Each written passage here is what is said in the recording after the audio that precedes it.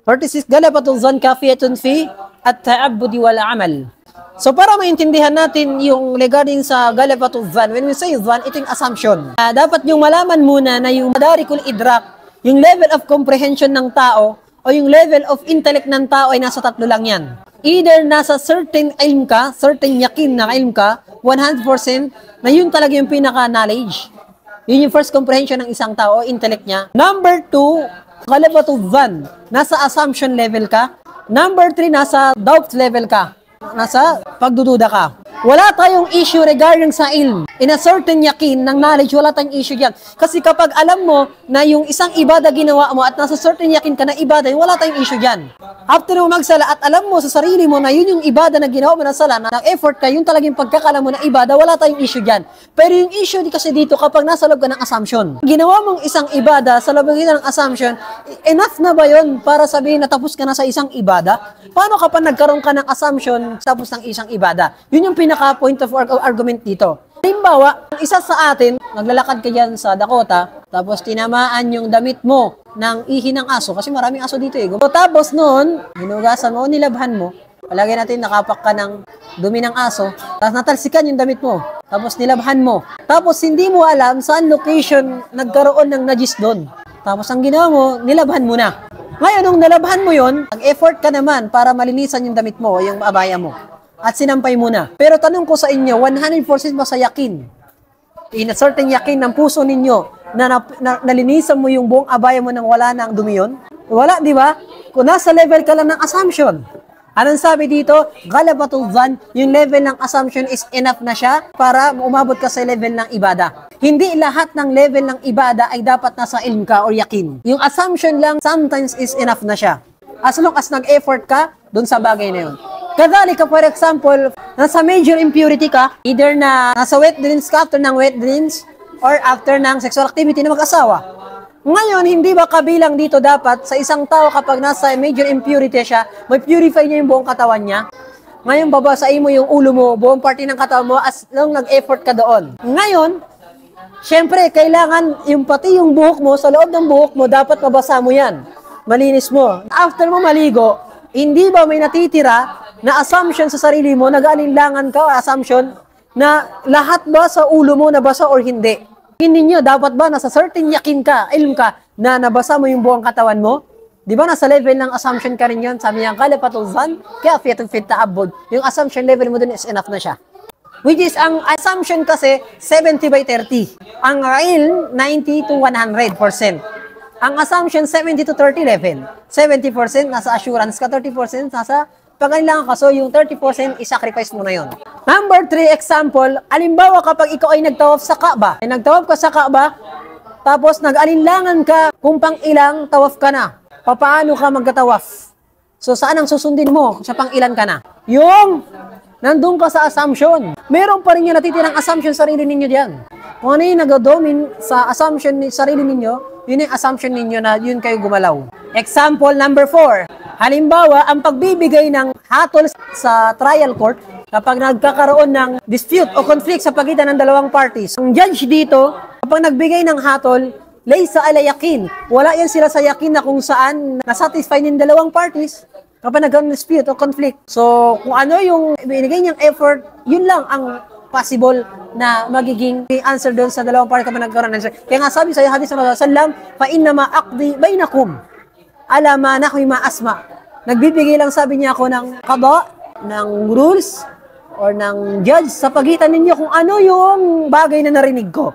Kadalika fil hadith ng Rasulullah sallam, idha shakka, kapag nag-alinlangan sa kanyang sala, wal yataharras sawab, hanapin niya yung pinaka malapit na mas matimbang sa kanya. Kung yung assumption doon siya. So yung question dito, anong pinagkaiba ng assumption pati yung doubt? Diba, doubtful ka sa isang bagay, isa nag-assume ka sa isang bagay. Tajwizu amrayni ma'a tarjih ahadihima, yun yung galabatul zan. Yung mas nag-dominant yung isa bagay sa dalawa. Sa dalawang bagay na nag-aalinlangan ka, mas matimbang pa rin yung isa. Unlike pati sa shak, sa doubt, ano yun? Wala muradji, walang nagtitimbang sa dalawang yon. Paratan ito, minsan ito. Nakuha ninyo? So, yun yung pinagkaiba ng shak pati ng zan. Wakad zakarna, kaling doon na binanggit natin na tatlong level yung capacity ng intellect, ng comprehension ng tao sa lahat ng mga bagay. Yung unang-una yung ilm, yung ghalafatul dhann, yung assumption, pati yung doubt. Ang opposite ng knowledge ay ang tinatawag na ignorance. May dalawang level din ng ignorance. Let's assume na ang unang level ng ignorance na to ay al-jahlul basit. Yung low level na ignorance o minor ignorance. Na ang low level ng ignorance ng jahal na to, adamul ilm. Yun talagang wala siyang knowledge. Without knowledge, wasahibuhu ya'lam. At yung tao na to, knows nothing.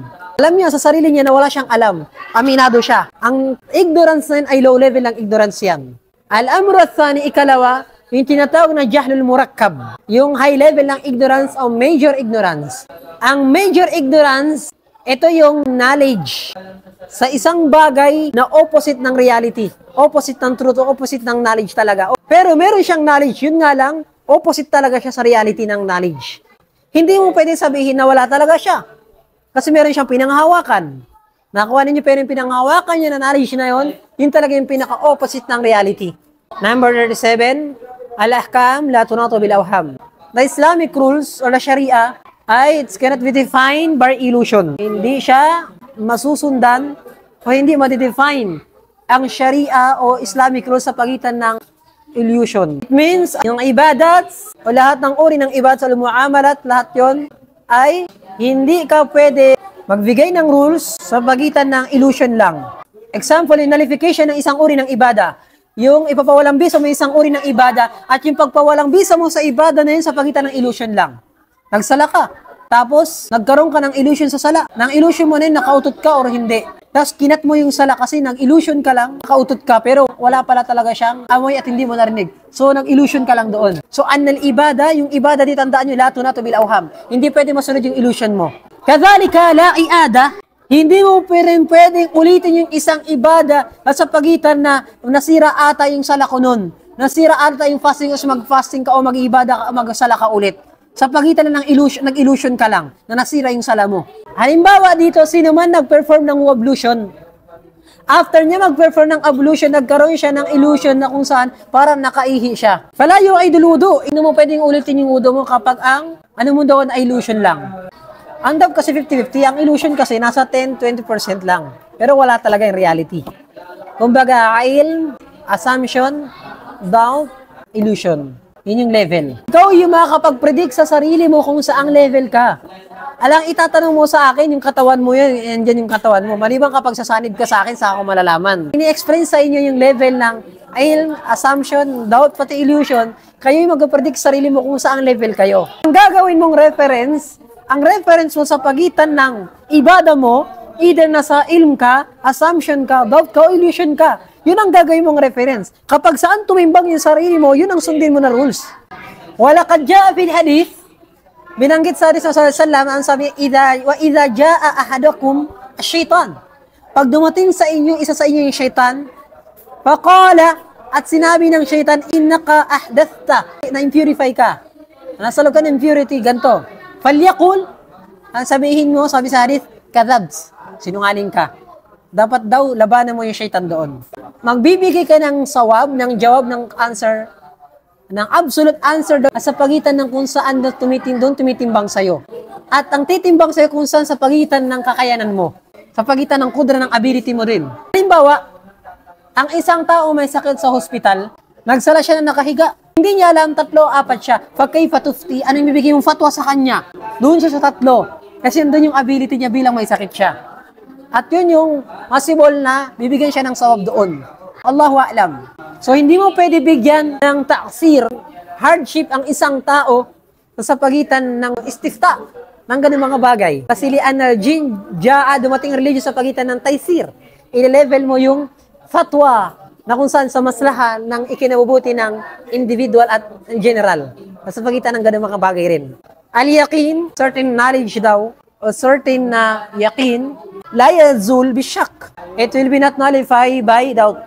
Hindi yan siya basta-basta ma-abolish yung shak in doubt.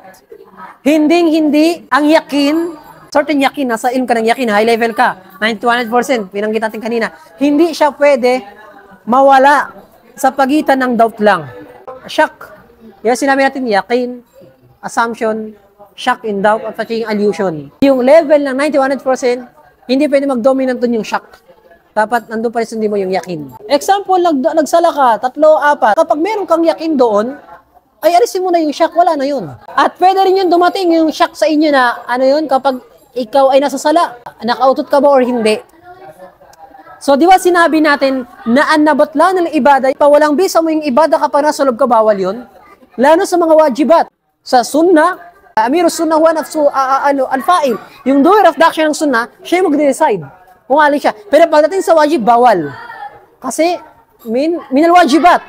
So, hindi ka pwede mag-ibtal ng isang ibada, inalify mo yun, alisin mo yung isang ibada, sirain mo, iwanan mo, maliliban naman kapag may dalil ka. At kaya nga sabi sa hadith, la yansarif, hindi ka pwede umalis sa sala.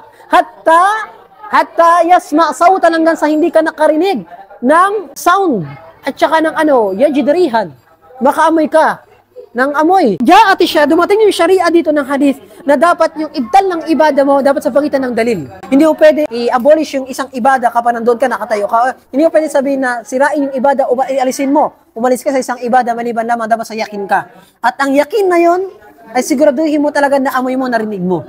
Sabi dito, layo tabaru syak ba'dal fi'il.